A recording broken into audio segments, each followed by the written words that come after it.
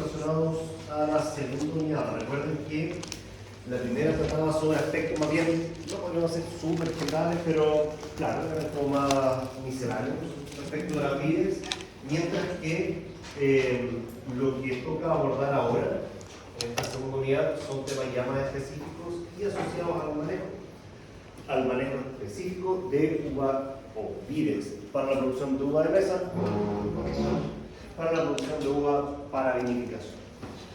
Esta segunda unidad, a su vez, yo la subdividí en precisamente esos dos tópicos, uva de mesa y uva para vinificación, y lo vamos a abordar en ese orden. Por lo tanto, lo que veamos o empecemos a ver hoy tiene su símil con lo de uva de vinificación. Y partimos con uva de mesa. Y vamos a partir con un tópico ya conocido por ustedes, por lo tanto mi intención es poder no solo terminar esta presentación el día de hoy, sino que además comenzar la siguiente. Así empezar a comer un poco de tiempo, porque es muy probable que yo tenga que ausentarme en noviembre del año a raíz de un congreso que va a haber, un congreso de enología y viticultura. Bien, entonces hablaremos hoy o partiremos hablando de labores de invierno. Le decimos así, de forma genérica, en realidad de referirse a un grupito muy pequeño de operaciones que realizamos en el huerto, precisamente en la época invernal. Sin embargo, no se dejen engañar, porque cuando hablamos de el momento de ejecución de algún manejo, siempre nos vamos a estar refiriendo a un estadio fenológico. Más que una fecha, más que un momento durante el año, nos referimos de manera explícita a un estadio fenológico, o a un rango de estadios fenológicos. Por tanto, cuando hablamos de labores de invierno, en rigor nos estamos refiriendo a aquellas labores que se realizan durante el receso invernal. Y vamos tratando de asentar aquello porque es importante. De poda hemos hablado harto, de manera directa e indirecta, de manera teórica y de manera práctica. Por lo tanto, yo creo que hacemos un tópico relativamente rápido.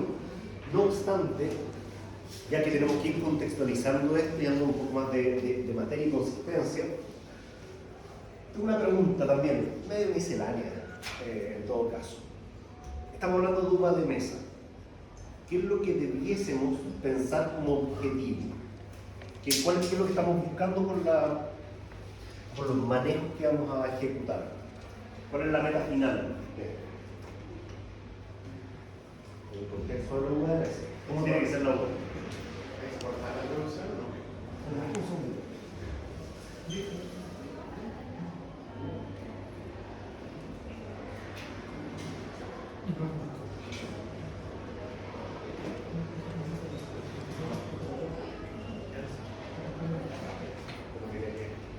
A la pasada. Perdón, me interrumpí. O sea, yo creo que lo que yo hablando de algo sería exportar la producción y para eso contemplar todos los manejos a lo largo todos los manejos necesarios en caso de no ser así potencialmente de no poder cumplir con los requisitos.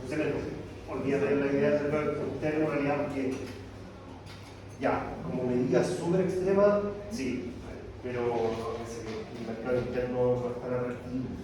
El tema de volumen de consumo tampoco es como más llamativo. O sea, me refería en el caso de no poder cumplir con un cierto No, eso se queda, sí, por supuesto, sí, ya. Impecable, creo que resumiste el foco de esto que llamamos uva de mesa, exportar. Y para poder exportar tenemos que cumplir con un montón de cosas, principalmente aspectos de calidad que son obvios, ¿cierto? Tamaño de valla, color, homogeneidad dentro de ese color, crocancia, firmeza, condición, que vaya sin hongos, o bien sin botrytis, sin plagas que pudiesen significar la devolución de esa fruta, sin plagas parentenarias. Y con un inóculo que a veces, claro, el tema como de lo que podemos ver quizás no va a estar presente, el tema de la signología de la botulitis, por ejemplo, pero sí un inóculo lo bastante controlado para que aguante todo ese tiempo que, como bien dijo su compañero, tiene que pasar el viaje. Pues estamos exportando la fruta y dejar a Estados Unidos, ¿cuánto tiempo nos toma en un barco? 2 meses. Mucho. Va por ahí. 2 semanas, 3 semanas, por ahí se mueve, dependiendo de un montón de factores. A China, evidentemente, más tiempo. Bien. Entonces, todos los manejos deben tributar a esto. Deben tributar no solamente a favorecer la calidad de la fruta, en el sentido de cosas medibles que podemos ver, asociado al tamaño, por ejemplo, sino que también aspectos de condición o futura post cosecha. Y reforzamos ese punto porque aquí sí hay post cosecha, cosa que no va a existir en el contexto de la producción de uva de vinificación. La uva para vinificación se cosecha y se procesa y se transforma en otra cosa. La uva para exportación se cosecha, se lleva al packing, el packing se empaca, se embala, ¿cierto? Se va al refrigerador un rato, a juntar volumen. Una vez que tenemos suficientes cajas, se exporta en un contenedor. Así funciona. Entonces, bueno, partiremos desde la poda, en el entendido que, de manera que ya la ejecutaron y hemos hablado mucho del impacto que tiene la poda, y uno de ellos, quizás el más importante, es la limitación del número de yemas por planta. Una vez que nosotros hemos ejecutado los cortes de poda, lo que hicimos fue básicamente limitar el potencial de brotación de esa planta a un número determinado y definido de yemas, o más o menos definido. Y con ello hemos puesto cuota a la producción. Le pusimos un máximo precio, un máximo más o menos estimado, por supuesto. No obstante, más adelante va a tocar reajustar la carga. Porque ayer hablábamos en el ejercicio de que a veces dejamos un brote, o sea, un racimo por brote, de 1,2 racimos por brote. Eso significa que los brotes pueden tener más de un racimo. Y el menester de una de las labores, más bien en verde, eliminar esa fruta sobrante para ajustar la carga a lo que necesitamos. Todo esto con la idea de que la competencia interna en la planta favorezca la producción de fruta susceptible de ser exportada. Por lo tanto, recordar simplemente que a nivel de la planta existe una suerte de equilibrios de competencias, donde las hormonas mandan y algunos órganos van a ser prioritarios en cuanto a la recepción de fotosimilados respecto de otros. Recuerden que en un principio son los ápices de los brotes los que reciben gran parte de la reserva en primera instancia y en segunda instancia de los fotosimilados, para luego aparecer las raíces junto con las flores al esquema de competencia, siendo estas últimas, las flores, no tan buenas para atraer nutrientes como sí lo son los brotes y las raíces. De ahí la importancia de hacer algunos manejos precisamente para favorecer la cuaja cuando así es necesario. Bien, la vid, recuerden también, es una planta rastrera, fuertemente acrolónica, por lo tanto es muy importante no solo limitar el número de yemas, sino que también considerar el largo de los centros productivos. Han entendido que mientras más largo es, más heterogénea es la brotación, más débil es la brotación de las yemas de la zona media y basal, en contraposición a las más distales, que son las que tienden a brotar con más fuerza. Por ahí se menciona que el vigor es un factor importante a considerar para todo orden de manejo, la poda no es la excepción. Sin embargo, tenemos una dificultad. El vigor muchas veces lo asociamos al crecimiento vegetativo, ¿cierto? Que podemos ver la exuberancia en una planta. Pero en receso invernal, cuando tenemos la planta, tronco, brazos, corola, evidentemente, y un montón de sarmientos, ¿cómo podrían evaluar ustedes a priori el vigor que presenta esa planta? Como escaneando un poquito su potencial productivo. ¿Cómo lo podrían hacer? ¿Qué se les ocurre? ¿Qué observarían?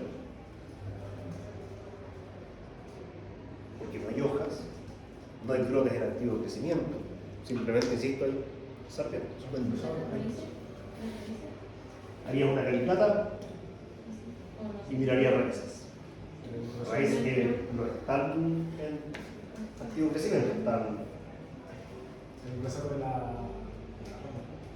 El grosor de los sarmientos, dice su compañero, ¿le creen? ¿Le compran eso? Yo sí. Sí, me fijaría en el diámetro de los sarmientos. Muy de acuerdo.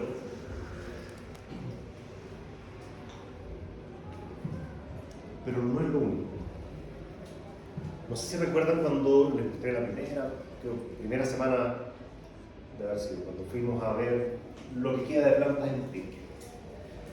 Y los sarmientos eran cortos, porque la parte distal estaba seca, literalmente muerta. Bueno, eso también es un indicador del estado general de la planta. Usa más cosas, pero eso también. ¿Por qué? El proceso de lignificación natural en la planta ocurre desde la base hacia la parte distal. En otras palabras, el brote herbáceo se empieza a volver madera desde la base hacia la punta. Una planta que se encuentra en una buena condición, entendamos esto muy amplio todavía, nada muy especial, va a ser capaz de suberizar gran parte de ese sarmiento. Y lo que no alcance va a morir, ciertamente, pero un poquito. Cuando una planta con poco vigor alcanza a suberizar el primer tercio, podríamos decir, del sarmiento, el resto va a morir. Por eso, las plantas de piel que ustedes pueden fácilmente romper las puntas de los sarmientos, sin haberlo podado, están muertos. ¿Sí? Bien, por otro lado, ese punto es importante. El vigor, cuando es muy elevado, trae un montón de problemas. Cuando tenemos crecimiento vegetativo excesivo, tenemos mucho sombreamiento, mucha humedad, plagas, enfermedades y un montón de cosas. Asimismo, puede ser indicativo de que esas yemas no recibieron suficiente luz y por lo tanto, ¿qué puede no haber pasado? Puede que no se hayan inducido. Y si no se indujeron, no ocurrió tampoco la diferenciación. Eso significa que son yemas infértiles. Por eso, el vigor muy elevado no es deseable.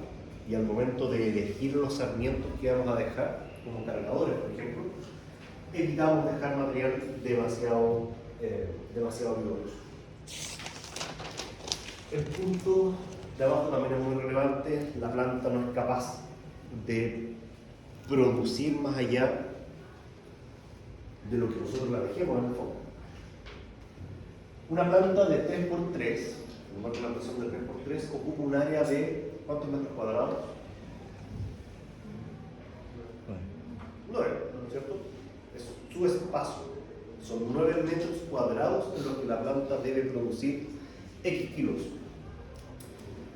No más y eventualmente no menos. No necesariamente son 9 metros cuadrados cerrados de follaje completamente expuesto. Ya siempre hay espacios por los que están cubiertos completamente por hojas. Pero eso ya nos habla de un límite respecto de la relación fruta y superficie fotosintéticamente activa. Un punto importante: debe existir una relación entre la superficie foliar o superficie foliar fotosintéticamente activa, porque vamos a ver que dependiendo de cómo manejamos, gestionamos el follaje, parte del follaje puede no estar haciendo la fotosíntesis como se debería estimar. Entonces, existe una relación entre este follaje expuesto y activo fotosintéticamente y la cantidad de fruta a producir. Si tenemos desequilibrio en eso, ¿qué puede pasar? Si tengo mucha más fruta de la que la planta es capaz de producir correctamente, entre comillas, ¿qué consecuencia negativa habría? Una competencia excesiva entre los nutrientes que produce la planta respecto de esta fruta, que se traduciría en ¿qué? Una fruta más pequeña probablemente. Retraso en la madurez, debilitamiento en la planta. Porque una vez que hay fruto, El fruto empieza a ganar cada vez más importancia en cuanto a el llamado de nutrientes, en el medio de los brotes, en el medio de las raíces. Uno de los factores importantísimos a considerar al momento de planificar y ejecutar la poda, y lo hemos conversado también súper ampliamente, tiene que ver con la genética de las plantas. La capacidad de inducirse que tienen las yemas, una variedad en particular, dependen precisamente de su aliciente genético. Hay variedades con muy alta fertilidad y otras variedades que tienen muy bajita fertilidad. Y ocurre, por ejemplo, en el caso de Thompson, cosas como las que veíamos en el ejemplo de ayer. En la base tenemos una alta infertilidad de yemas. Mientras que en la parte más distal o media y distal están las yemas inducidas y perfectamente diferenciadas. Esto es importante porque esa condición genética, ese pie de partida, que está dado por las características propias de la variedad, podemos mejorarlo o empeorarlo dependiendo de la manera en la que manejemos las plantas. Habíamos hablado también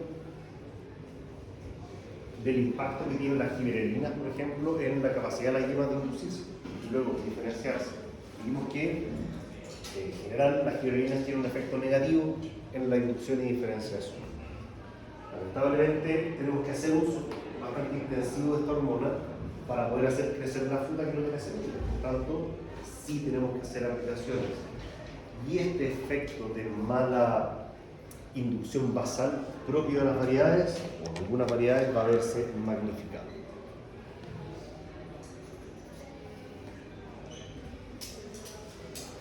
Otro punto importante tiene que ver con el manejo del follaje y la iluminación. En algunas condiciones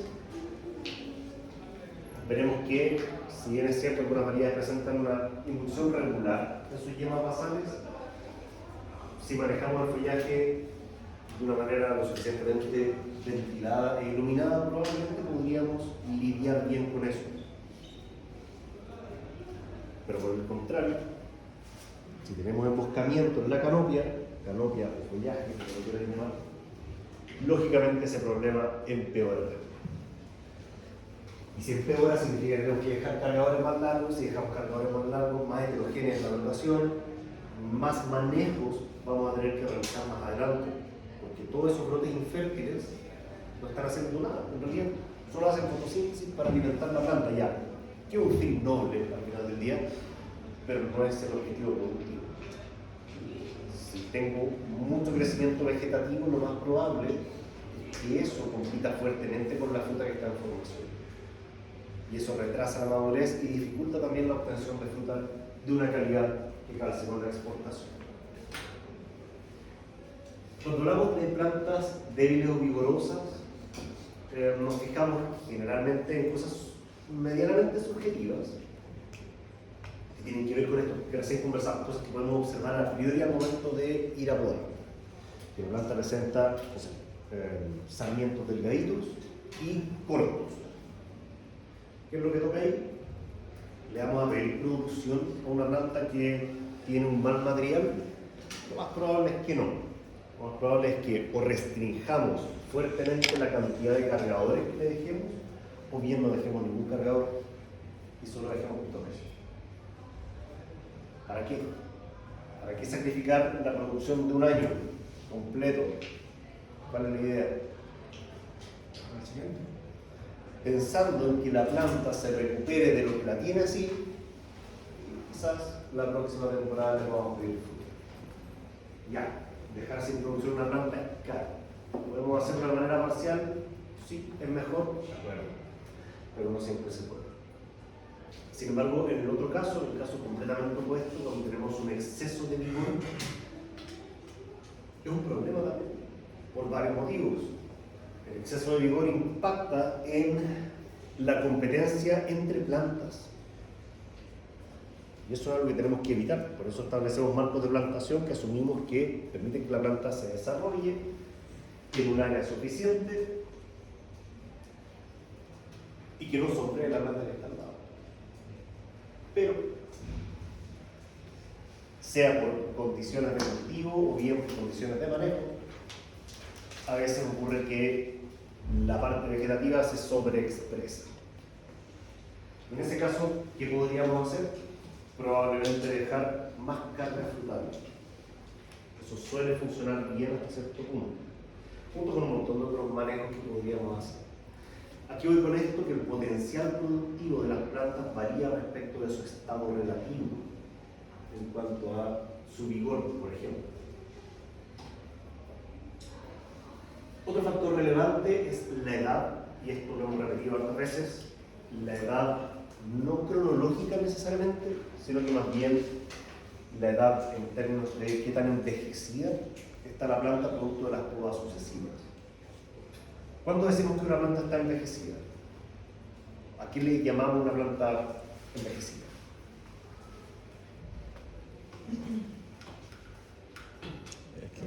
No quiero salir la edad así. ¿Por los centros productivos? Cuéntanos más. mientras más la altura de los centros productivos, o sea, puede ser la cantidad de tamaño. Mira, tiene que ver con los centros productivos y tiene que ver con su disposición respecto de la planta. Insisto, vamos al caso del cuadrado de 3×3. La planta está en medio. Mientras los centros productivos están más hacia el centro literal de la planta, es el punto medio de la planta, menos envejecida está.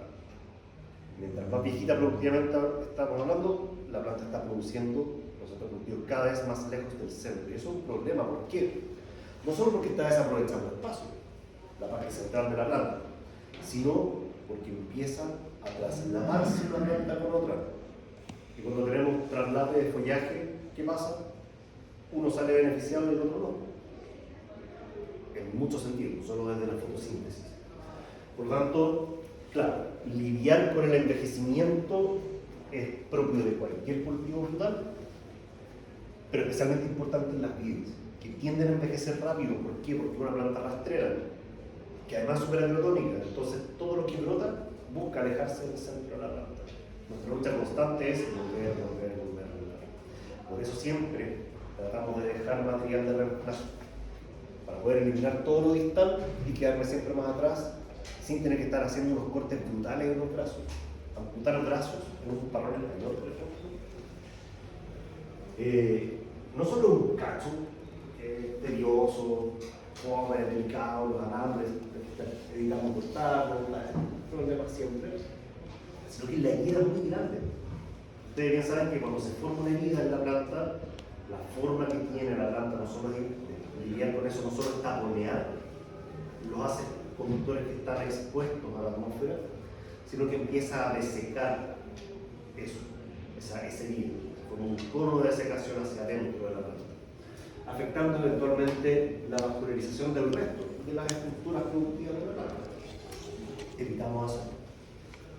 Ya, por eso también evitamos tener brazos muy largos. Y en general tratamos de tener brazos más bien cortitos, con algunas diagonales o subbrazos para poder no alejarnos tanto de la planta o del centro de la planta. Historial productivo, esta negrita no por nada. A nivel agrícola siempre, exactamente como de la agricultura, recopilamos una cantidad de información, pero gigante, enorme. Tenemos datos de trazabilidad, un montón de cosas, mucha información, que muchas veces se hace solo para cumplir una normativa o un requisito. Sin embargo, si pudiésemos gestionar de manera inteligente y activa esa información, probablemente podríamos hacer trabajos de sectorización muy precisos que podrían ayudarnos a manejar ciertos sectores de un cuartel, por ejemplo, de una manera diferenciada, porque presenta un mayor o un menor vigor, o una condición de suelo, por ejemplo, que marca el comportamiento de la planta de una manera distinta. Pero muchas veces no se hace. Ustedes son los llamados finalmente a que se les ocurra hacer cosas distintas con la información que existe, que es mucha, de verdad que mucha información. Pero hay que masticarla. La información per se es un dato. Cuando ustedes hacen algo con eso, se convierte en algo valioso que agrega valor para la redundancia.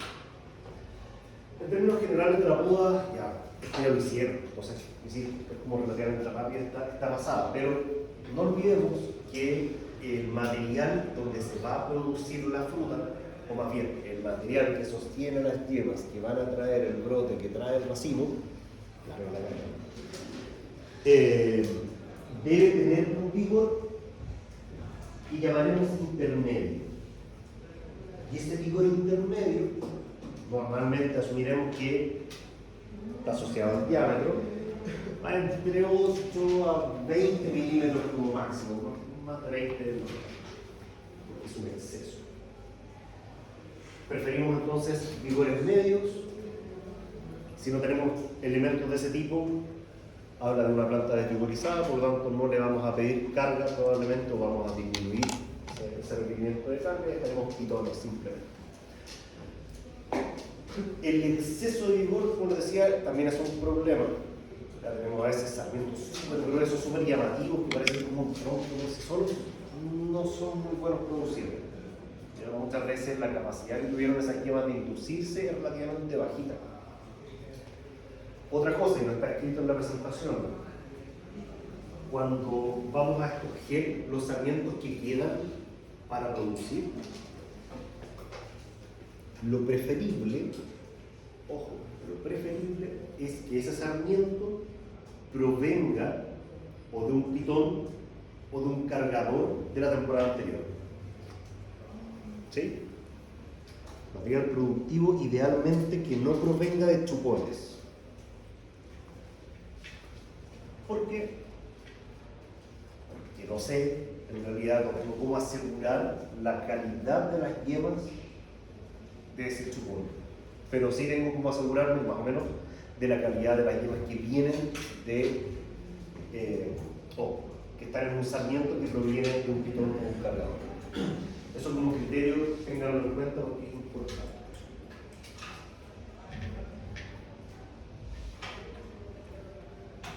Otra consideración relevante al momento de escoger cuáles son los sarmientos que quedan es su orientación. Material que viene por debajo del brazo, material que está en la corona, material que apunta hacia atrás de la planta, hacia atrás, me refiero hacia el centro de la planta, es material que no podemos utilizar para fines productivos.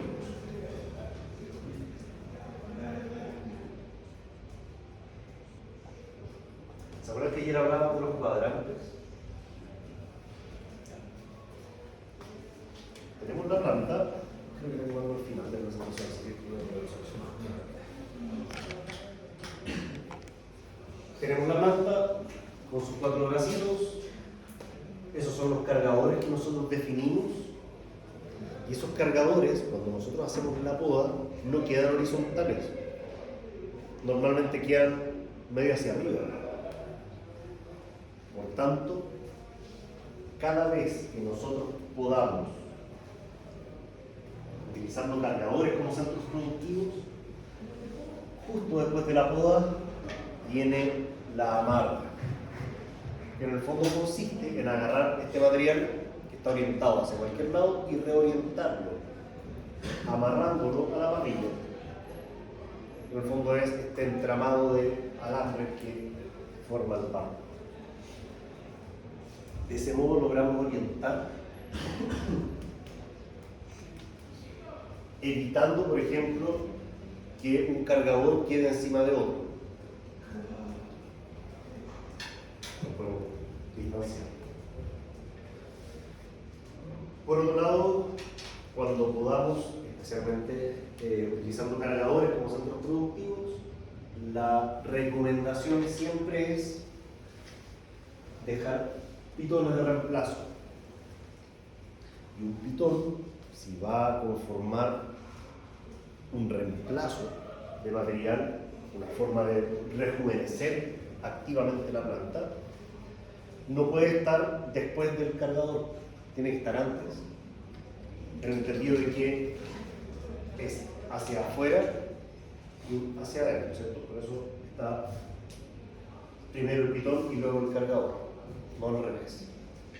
Entonces no tiene sentido, no están renovando nada, al contrario, están sacando material de más lejos respecto del centro de la planta. Hasta acá, preguntas.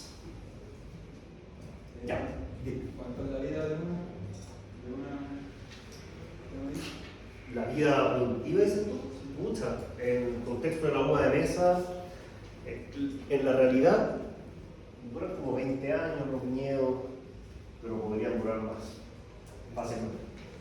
Los centros productivos no se van creando nuevos centros productivos y los que se van cortando. Sí, por eso dejamos material de renovación para volver a formar un nuevo cargador ahí y eliminar lo que está mal. Claro. Esa es como la dinámica, porque si no, claro, al año 5, más o menos, como al año 5 o 6, ya estarías cruzando con el follaje la frontera máxima de la planta. Fácilmente, muy fácil. Entonces, claro, es importante lo que tú mencionas. Entonces, siempre cuando hablamos de un parrón, por ejemplo, tratamos de hacer confluir las dos modalidades de poda, la poda larga para producir y poda larga puede ser cargadores cortos, estamos hablando de 4 yemas, 4 o 6 yemas un cargador mediano. El cargador más largo es de 8 a 10, máximo 12 yemas, yo de verdad que no dejaría más de 12 yemas. Y los pitones sirven como renovación, habitualmente. Bien, un corte bien ejecutado, dice la teoría, debiese ser en un bicelo puesto a la yema. Ya, no es tan relevante eso, como sí es relevante la distancia. La distancia entre el corte y la yema. Digo, no es tan relevante el biselado de la cuestión porque, en estricto rigor, ustedes lo piensan, el sarmiento está vacío. Y yo lo corté en bicel para que quedara bonito. Pero igual voy a acomodar el sarmiento en la horizontal. Entonces, puede haber quedado recto, el corte da lo mismo. Porque igual no va a escurrir nada en ninguna parte y todo en realidad, toda la humedad que pudiese acumularse va a caer. Esa es la lógica, en rigor. Que no se acumule humedad en la zona de corte. Porque normalmente las heridas de poda, ustedes bien saben, son el punto de ingreso de algunas enfermedades. La vid, lamentablemente, no está libre de esto.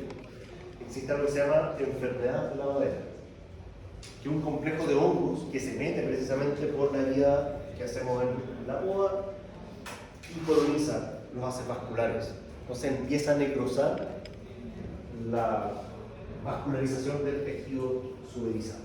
Entonces se desarrolla principalmente en madera, no en brotes herbáceos. Dicho esto entonces, después de hacer la poda, no solo viene la amarra, sino que habitualmente también pintamos las heridas de poda. Eso me imagino que también lo conversaron en frutales, seguro. Se utiliza un látex que puede o no tener fungicida para pintar.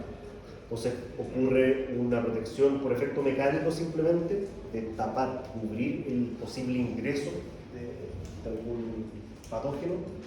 Y en el caso de existir algún agente fungicida, bueno, cumplirá su efecto durante algún tiempo en esa superficie.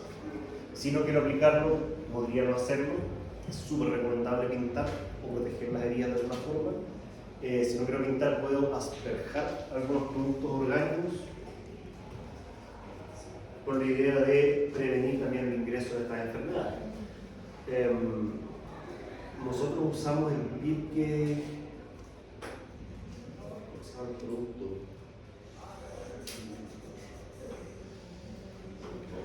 Tifi, Tifi, que es un formulado, un producto que se asperja, se aplica por lo menos, tiene que aplicarse 2 veces. Es una aplicación y luego se repite. Y es una suspensión de tricoderma. Entonces lo que hace es colonizar la parte del corte durante un tiempo, luego muere, no prospera, muere ahí, pero bloqueó mecánicamente hablando.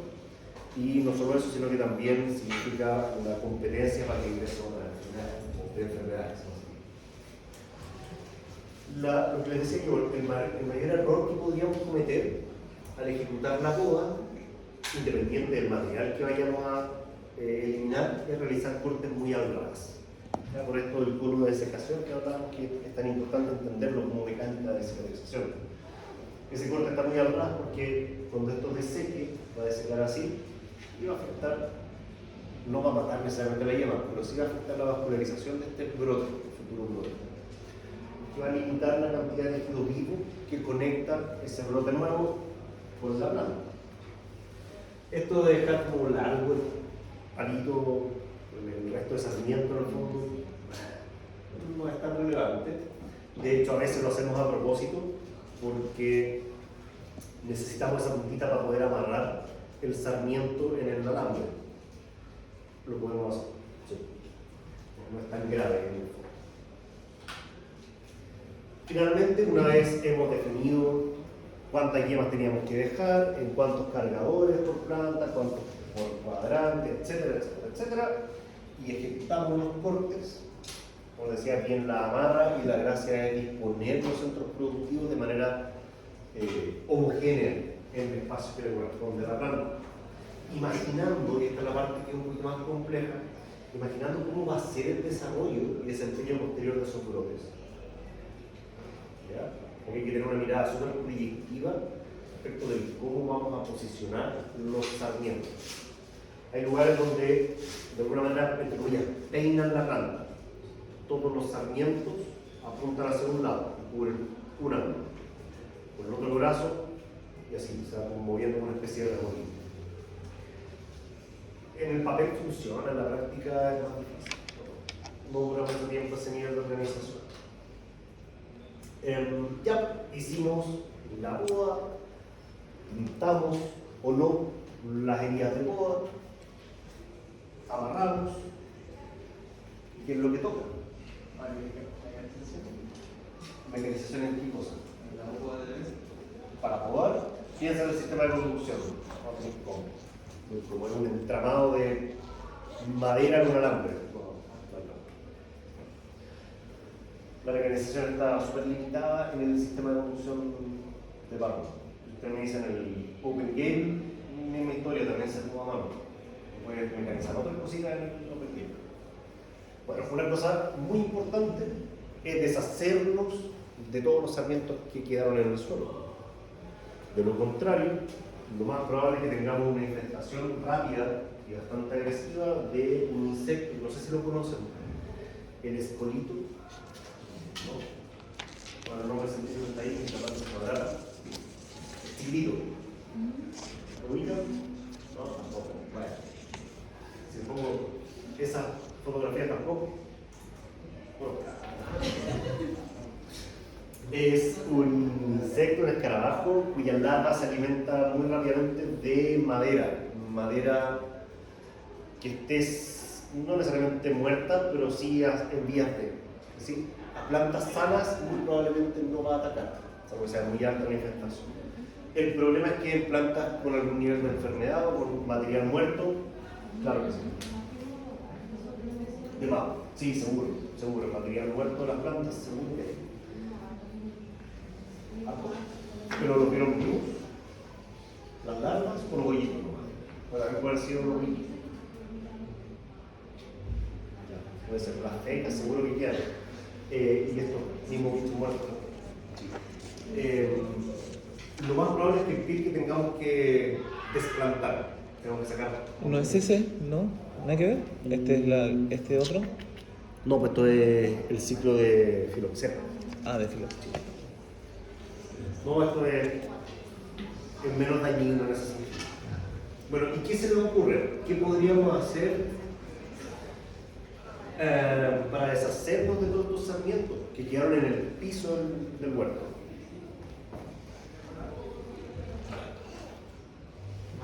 Quemarlos, brillante. Sí, se puede. La quema agrícola está permitida en Chile, ¿no? Sí, está permitida. Hay que pedir permiso, cumplir con un montón de requisitos previos, pero sí está permitida. Claro, no creo que está un poco reñido como con otros aspectos ambientales, pero se podría, ya. Ok, no lo quiero hacer porque me parece que algunos profesores se sentirían muy tristes. No es mi problema. Claro. Ya, pero a mí me importa cómo se va a sentir ese profesor. Bien. En algunos puestos de orgánico, esos restos de poda no se pueden compostar. Mira, buena estrategia. El problema, ustedes tuvieron ya composición orgánica, ¿cierto? Donde tenían que ser compost y aquello. ¿Recuerdan un factor importante en el compost? Para que se forme precisamente este material que se va a descomponer, tiene que tener una relación carbono-nitrógeno bien favorable hacia el nitrógeno, ¿cierto? Para que la descomposición ocurra. Y este tiene demasiado carbono y el carbono es súper complejo. Puras cuestiones difíciles de degradar. Entonces, sí, pero te vas a demorar la vida en lograrlo. Mucho más. Entonces, ¿qué es lo que podemos hacer para acelerar este proceso de descomposición? Que no es compostaje, pero sí va a ocurrir en un corto plazo. Bueno, se chipea y se incorpora. Se pica esto en terreno y se incorpora. Eso sí se puede hacer, se hace un montón, buscando un poquito esta descomposición, que insisto, no es compostaje como tal, pero a la larga esa materia orgánica va a ir descomponiéndose con un mínimo riesgo, en realidad. Un mínimo realmente mínimo. Otro problema, yo podría sacar todo esto y apilarlo, y aplicar de vez en cuando insecticida para matar. ¿Sí? Podría hacerlo. Pero también se van a desarrollar algunos hongos.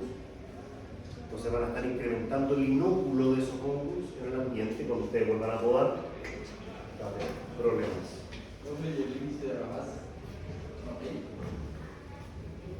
No vamos a hablar de índice de Rabas porque para uva de mesa no le creo nada al índice de Rabas.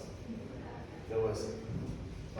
Funciona bien para uvas viníferas por varios motivos, pero no, lo vamos a conversar cuando hablemos de boda, pero de boda vinífera. Aquí yo no le creo nada. Hay que hacer demasiado ajuste para creerlo. Mucha pega para dar un poco de beneficio. Creo yo. Este último punto, por eso volví para atrás, no quiero que se me olvide. La poda sí tiene un efecto, o más bien, el momento en el que podamos sí tiene un efecto en el momento en el que la planta brota.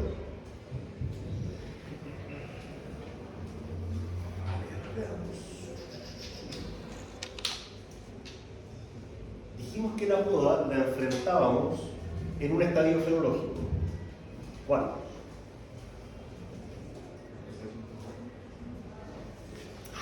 Para. No lo escuché, no quiero escucharlo. Receso invernal, ¿cierto? Ya, receso invernal. Y el receso invernal en rigor parte hacia el final de caída de hojas. Y eso, si le ponemos una fecha, pongámosle que en mayo. Supongamos que en mayo, junio, julio, agosto. Para realizar la poda tenemos a lo menos una ventana de 4 meses. Pero no es lo mismo que yo puedo a finales de mayo que a finales de agosto.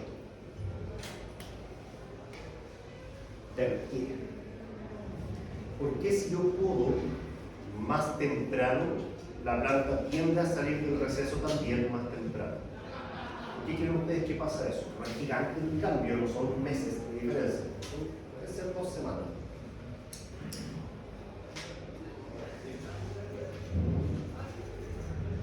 ¿Por qué la yema, vamos más para atrás, por qué la yema sale del receso? ¿Qué es lo que logró degradarse? El ácido abscísico, bien, y eso es porque la concentración de ácido abscísico es súper alta y con la exposición de la yema a bajas temperaturas, esa concentración en la planta tiende a ir bajando. ¿Cierto? Ya. ¿Qué pasa si yo disminuyo la cantidad de yemas en la planta? La poda. La cantidad de cosas inhibidas, de yemas inhibidas es mucho menor. La cantidad de ácido abscísico que tiene que degradarse para iniciar este proceso de activación de las yemas también es menor. Esa es la explicación de por qué cuando podamos más temprano, la planta brota más temprano, o al revés, o más tarde, finales de agosto, la planta brota más tarde. Reitero, esta cuestión no es gigante en términos de diferencia y hay ventanas también en las que esto funciona. Pero puede ser interesante cuando yo quiero retrasar un poquito la brotación, porque en la zona en la que me encuentro, como Pirque, por ejemplo, ocurren heladas a inicios de primavera, cuando ya tenemos tejido verde a la vista. Si quiero evitar ese daño, bueno, puedo un poquito más tarde. Daño a la planta no debería hacer. Sin embargo, vienen los problemas, mientras más tarde puedo, mayor es la cantidad de inóculos de hongos de la madera que andan dando vuelta. Porque las temperaturas han subido y la cantidad de esporas que hay es mucho más pequeña. Entonces, hay que estar muy atentos respecto del momento en que hacemos la poda. Es decir, que si puedo hoy día, ojalá que no llueva justo hoy día o mañana, que me dé tiempo para plantar antes de ese evento. Y eso, hacer las aplicaciones a tiempo.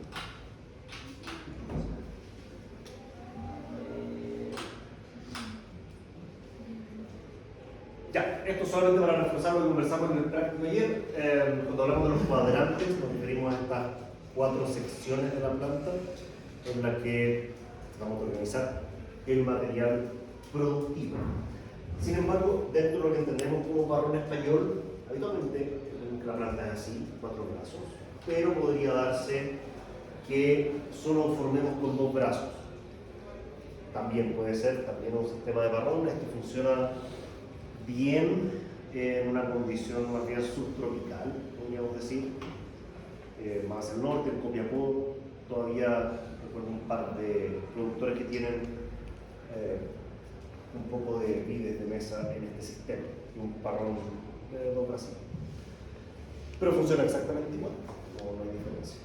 Ya solamente que acá es como en 2 planos simplemente la producción. No hay mucha diferencia. Preguntas, chiquillos, dudas, consultas, hasta acá. ¿No? Si hay más dudas, paso a la siguiente clase. Estamos en esto, no creo que volvamos a la poda en el contexto de la uva de mesa.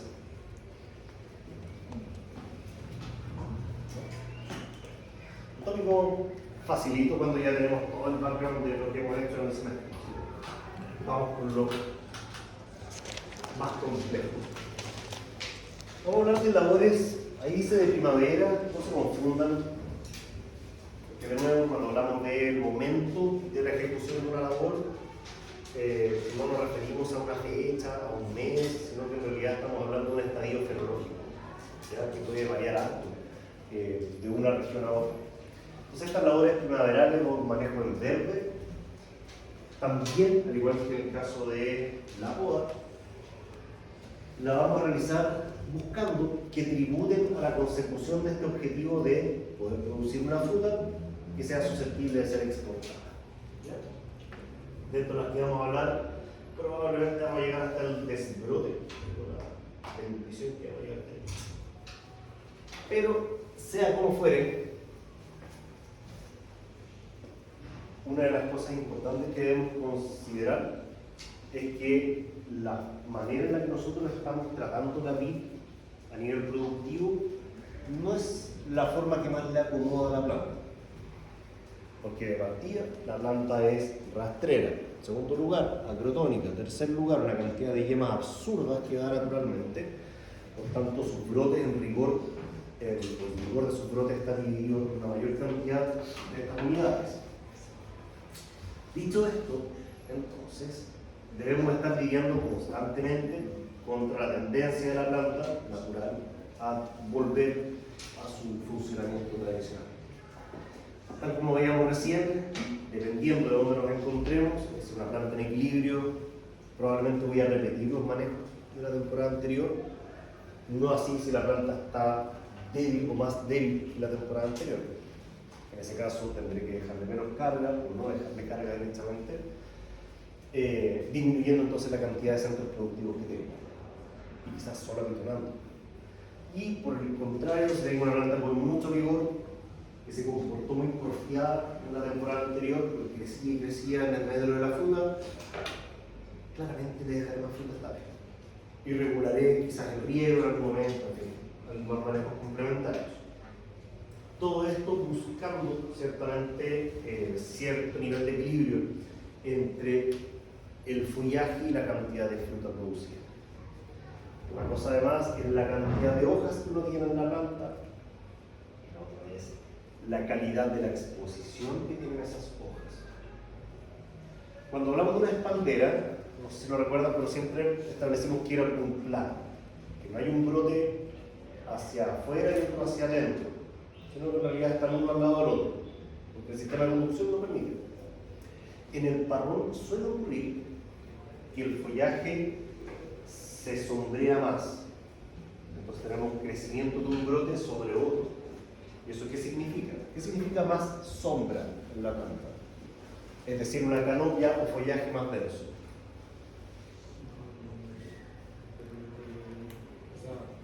Un problema en el momento de que sobre los y de que al momento de tener una sombra no llega. Perfecto. En algunas variedades, tal como su compañero, el que no le llegue luz, no necesariamente directa, puede ser difusa, debiese ser difusa, esa luz, si no le llega al fruto, el color de ese fruto se ve desmejorado. Colorea menos, colorea más tarde, más disparejo, es un problema.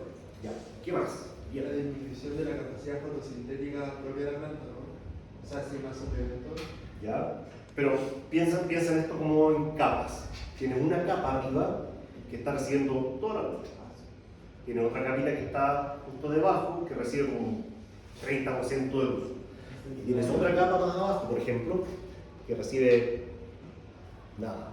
O sea, puede propiciar el estallido de enfermedades quizás o hospederos que le acomoden el sombreramiento constante de la planta. Le estoy dando todas las condiciones a enfermedades, ovidio, lo que se le ocurra, y un montón de plagas también, donde la humedad y la oscuridad los favorece mucho. Súper, ¿qué más? Y el tema de la evaporación, A ver, cuéntanos. porque mientras más sombra, el mismo suelo va a evaporar menos humedad. Va a mantener más la humedad. Ya, mira. O la planta va a tener, al tener mayor Sí, vigor. No, ¿por qué? Acuérdate que pérdidas por evaporación directa afectan los primeros centímetros. Si le sumas a eso, muy probablemente un riego tecnificado, localizado, ¿no? Ah, ya. No es el problema, no es el problema la evaporación, sino que sí lo es la transpiración. Cuando tienes un parrón cerrado, sin ventilación, el vapor de agua que se libera a través de la apertura de los estómagos, eso pasa, ¿cierto? Se abren los estómagos, entra dióxido de carbono, sale el oxígeno, se libera vapor de agua en ese proceso también, por temas de diferencial de presión. Ese vapor de agua tiene humedad, y humedad más sombra, todo lo anterior, ¿cierto? Así, plagas y enfermedades por seguro, un hecho. Eso sí es. Ya, perfecto, tenemos problemas de iluminación, ventilación, hongos, enfermedades, lo que quieran. ¿Sí? ¿Qué más? Color, decía tu compañero, bien, de acuerdo. Esto es como los trabajos en grupo. Al final van a tener un grupito, uno de los participantes del grupo que se carrea el grupo completo, el otro que hizo la portada de la bibliografía y el otro que puso el nombre, no vamos a ver, pero quizás.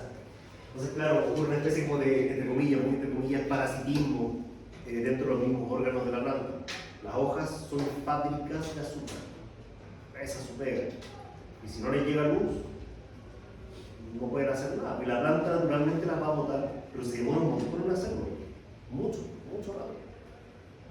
Por tanto, consume nutrientes que la planta debería estar distribuyendo en otra planta. Por otro lado, del palo negro vamos a hablar más adelante. Esto vamos a tocar este tema en particular, con un desorden fisiológico muy relacionado al exceso de vigor o problemas con ventilación también. Tema de inducción, no sé si lo puse. Menor fertilidad, lo primero que había puesto. Menor fertilidad y demás. Recuerden que la inducción y diferenciación floral dependen fuertemente de la iluminación directa que tenga la yema. Si no hay iluminación directa, créanme que es muy probable que si tenían problemas de fertilidad, eso es el peor. Entonces, es bastante grave tener un follaje o canopia denso. Poco denso significa ralo, muy pinta hoja, significa que el potencial productivo de esa planta es muy bajo. es decir, la cantidad de fruta que le podemos pedir es muy poquita. Por tanto, también está muy restringida la capacidad general de fotosíntesis y por lo tanto la fertilidad de yemas, teniendo extremo claramente. Tendencia a generar bayas más pequeñas, racimos más livianos. Riesgo de golpe de sol, recuerden que el golpe de sol suele afectar a la fruta, no así tanto a la madera o a los brotes, es poco frecuente, podría ocurrir, pero no es tan común. Por lo tanto, el manejo del follaje surge como uno de los principales objetivos de los manejos en verde en general, siendo el deshoje la primera labor de la que vamos a hablar, porque es la que directamente aborda este problema. ¿El deshoje en qué consistirá? ¿Qué creen ustedes? Sacar hojas. Literalmente es ir y sacar hojas. Eso es. Hojas que están adyacentes al racimo. ¿Para qué? ¿Por qué le vamos a estar sacando fábricas de azúcar a la planta? ¿Cuál será el objetivo fundamental? Y más importante aún, aumentar la ventilación. Ventilación por sobre sombra. La ventilación es más relevante incluso que la iluminación, aunque todo lo veas. No tenía por qué saberlo ahora sí lo saben. La ventilación, cuando es deficiente, le acorta la sobrevida a esa fruta. La cosecha que va a tener va a ser mucho menor. ¿Por qué? Porque el inóculo presente de botulismo, por ejemplo, va a ser mucho más alto. Por tanto, el tiempo que pueda vivir esa fruta sin que aparezca el hongo de la botrytis esporulado y brutal es cada vez menor.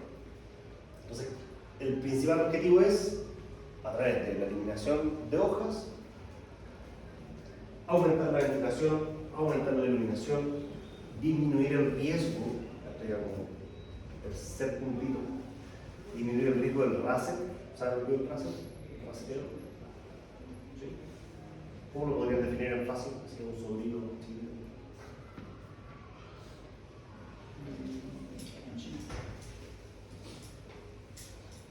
¿Qué consiste? ¿Cómo se ve el racer? Cicatriz, su compañera. ¿Sí? ¿De acuerdo? En el fondo, el racer es una herida que se genera producto del roce o de la fricción de la fruta con algún otro órgano, habitualmente las hojas. Esto es especialmente importante en zonas con viento, por el roce constante y continuo. Por lo tanto, queda como una costrita, como una cicatriz. Vale, ¿qué más? Y en algunos momentos vamos a tener que utilizar algunos productos que son de contacto, ya sea para el control de plagas, enfermedades, manejo hormonal. El manejo hormonal tenemos que son productos de contacto. Por tanto, es muy importante, fundamental de hecho, que el producto llegue al órgano que quiero impactar. Si yo le estoy diciendo que quiero utilizar un producto hormonal que tiene que llegar a la valla para hacerla crecer porque no va a crecer de otro modo y hay una hoja tapando, ¿qué puede pasar ahí? No está llegando el producto, no va a tener el efecto que estoy buscando y por lo tanto genera un daño, un perjuicio en la calidad. Otra forma en la que enfrentamos esto de la ventilación es a través de la apertura de ventanas, que en el fondo consiste en hacer agujeros, literalmente eliminar trozos de follaje en el parrón para aumentar la ventilación. Hacia la izquierda es como más o menos debería lucir el piso de un parrón moteado. Hacia la derecha es como no debiese lucir, completamente sombreado. ¿Vale? Entonces, ¿cómo logramos aumentar la ventilación y la iluminación? Tanto con el deshoje, como con la apertura de ventanas, como con los caminos de luz, en el fondo, o pasillos de luz. Que imagínense, yo paso por aquí, justo entre el medio de las dos plantas por el medio, y voy cortando una franja. Eso son unos 20 centímetros por pareja. ¿Qué gano con eso? Genero como rendijas bajo el follaje para poder aumentar la ventilación, el intercambio de aire con lo que está fuera del parrón. ¿Y eso siempre va a ser un error de poda, el tema de que no exista la iluminación? No, es parte de... ¿Siempre va a existir? ¿Cómo decirlo? Es uno de los riesgos seguros que tú tienes cuando tienes un sistema de conducción como este. Fijo lo va a tener. Porque reitero, la planta quiere hacer otras cosas, distintas a las que tú quieres y necesitas. Parece que la planta esté contenida. La planta no quiere estar contenida. Por eso genera un montón de feminilas, crece todo lo que se aleja del centro. Por eso es su genética. Porque tú necesitas que esté contenida en esos metros cuadrados. Pero aún así, por lo que recuerdo, la profe Claudia nos enseñaba que cierta cantidad de fruta necesita cierta cantidad de hojas para poder tener los fotoasimilados que necesita. Eso es cierto hasta que te digo que no es cierto. Que es súper difícil decirte cuántas hojas, así lo vamos a conversar, creo que de hecho por aquí son uno, no estoy seguro. Ahí les dejé un número aproximado de hojas Ay, 19. por racimo. Es mentira. Es falso. ¿Por qué? Porque las láminas varían, cambian, dependiendo de muchas cosas, muchos factores. Entonces, sí funciona cuando puedes estandarizarlo y no funciona porque es súper variable. Entonces, sí, de acuerdo con esta cantidad de hojas, pero más que eso necesitas una superficie foliar para producir cierta cantidad de kilos de fruta. Eso es lo que uno debería estandarizar, vale decir, los centímetros cuadrados expuestos respecto de los gramos de fruta que se producen. No sé si me entienden. Sí. La relación, digámoslo así, centímetros cuadrados por gramo de fruta, me parece mucho más correcta que decir el número de hojas por, pongámosle, kilos de fruta. Esto me induce un montón de errores, porque el desarrollo laminar de las hojas en Copiapó es súper distinto al que tenemos acá en O'Higgins. Bueno, acá un poquito más al sur de O'Higgins, y siendo la misma variedad.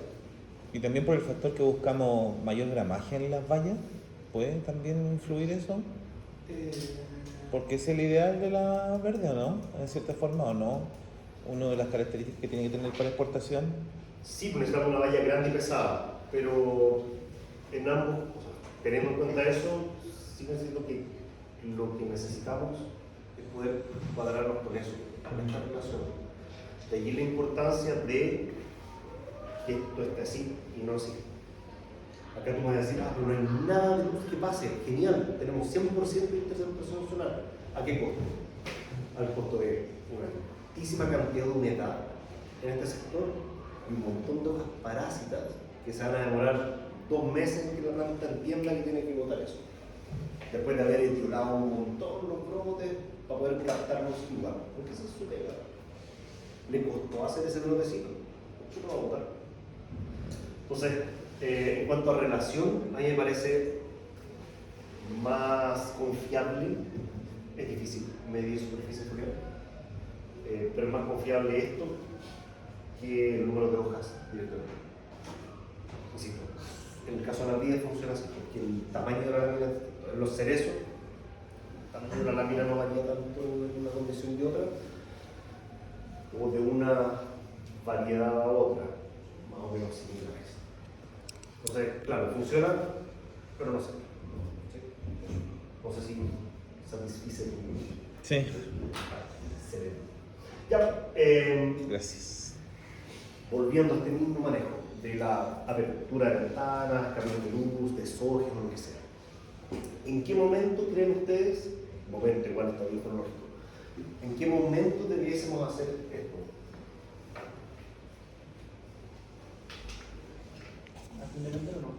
Antes del enero, súper de acuerdo. ¿Alguna precisión adicional? Yo creo que tiene con la ruta, con el color caballo. Ya, sí, pero se me dice así como antes del enero, como justo antes del enero, porque antes del enero tenemos desde que inicia la rotación hasta el enero. Ya, me gustó eso. Después de cuaja, muy probablemente vamos a requerir hacerlo.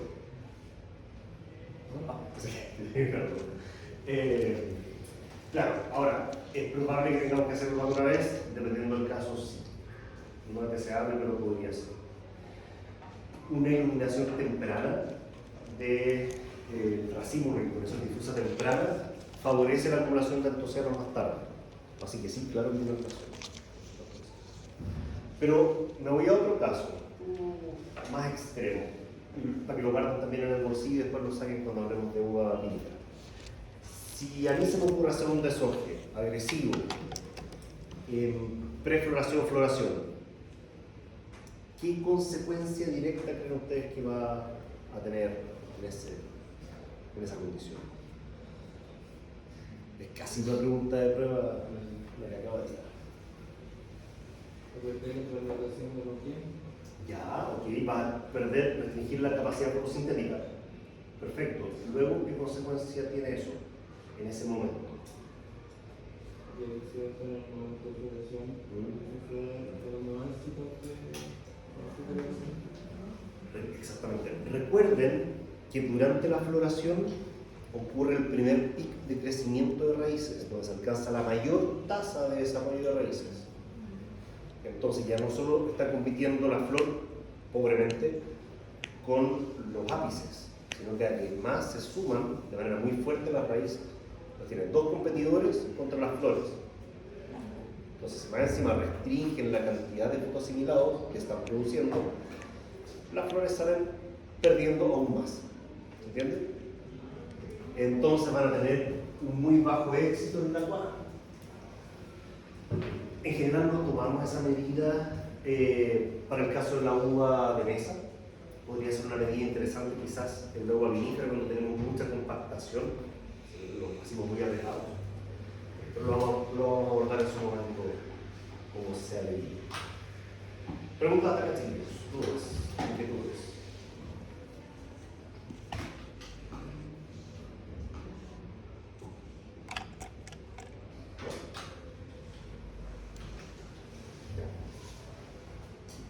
El despunte, una labor que no se hace mucho, que es la eliminación del ápice de un brote, con la idea de desfavorecer, lógicamente, el crecimiento momentáneamente de ese brote. Porque cuando yo rompo o destruyo el ápice, ¿qué pasa?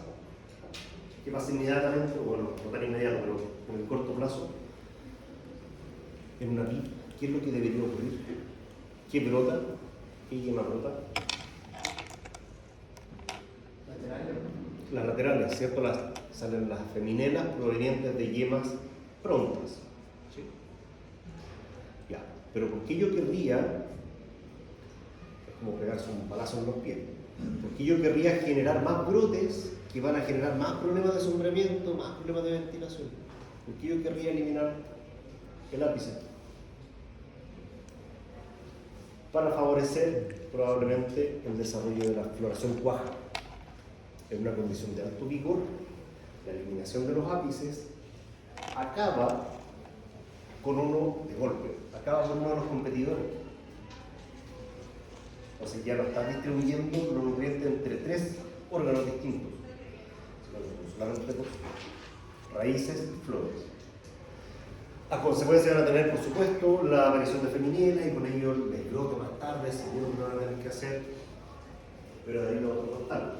Entonces, si están en una condición de alto vigor, hacer un despunte podría tener sentido para favorecer la cuaja.